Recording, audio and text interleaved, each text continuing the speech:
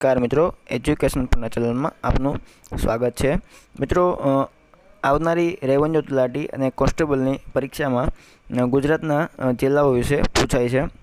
તો મિત્રો, આજે આપણે જોશું અમરેલી જિલ્લો।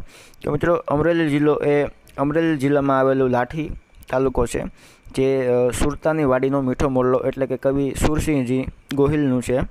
ત્યારબાદ અમરેલીમાં આવેલું જાફરાબાદ છે, જે મત્સ્ય ઉદ્યોગ અને જાફરાબાદી ભેંસો માટે જાણીતું છે।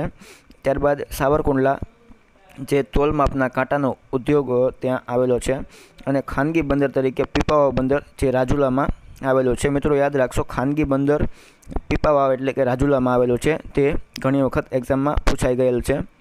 ત્યારબાદ પીપાવાવ બંદરે પોર્ટ આલ્બર્ટ વિક્ટર તરીકે પણ ઓળખીતું છે, તેનું આ નામ પણ યાદ રાખવું। અને ત્યારબાદ છે કાંતિલાલ વોરા। મિત્રો, તમે કાંતિલાલ વોરાને ઓળખતા જ હશો। કાંતિલાલ વોરા એટલે કે લાલ જાદુગર, તેઓ પણ અમરેલીના બગસરા તાલુકાના વતની છે।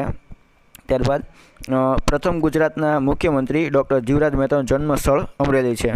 ત્યારબાદ સયાજીરાવ ગાયકવાડે પ્રથમ મફત અને ફરજિયાત શિક્ષણ અમરેલી જિલ્લામાં લાગુ કર્યું હતું।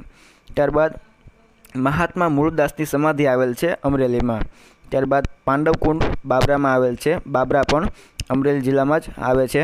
ત્યારબાદ ચાવંડનો દરવાજો, જે લાઠીમાં આવેલ છે, અને અલ્ટ્રાટેક સિમેન્ટની ફેક્ટરી, જે પણ રાજુલામાં આવેલ છે, અને હનુમાન ગાળા, જે ખાંભામાં આવેલ છે, અને સવાઈ બેટ, જે અમરેલીના દરિયા કિનારે આવેલ છે।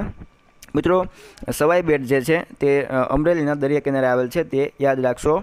અમરેલીના દરિયા કિનારે સવાઈ બેટ આવેલ છે। મિત્રો, હજી એકવાર હું બોલું છું, અમરેલીના દરિયા કિનારે સવાઈ બેટ આવેલ છે, કારણ કે આ ઘણું જ ઉપયોગી અને પૂછાઈ શકે તેવી વસ્તુ છે। મિત્રો, તમને અમારો વિડીયો ગમ્યો હોય તો લાઈક કરજો, સબસ્ક્રાઈબ કરજો, અને તમારે હજુ પણ અમને સબસ્ક્રાઈબ કરવાનું બાકી છે તો તમે અમને સબસ્ક્રાઈબ કરી શકો છો। અને અમારા તમામ વિડીયો જોવા માટે તમે અમારી વેબસાઇટ www.youtube.com/educationfunda પર જઈને પણ જોઈ શકો છો। Thank you.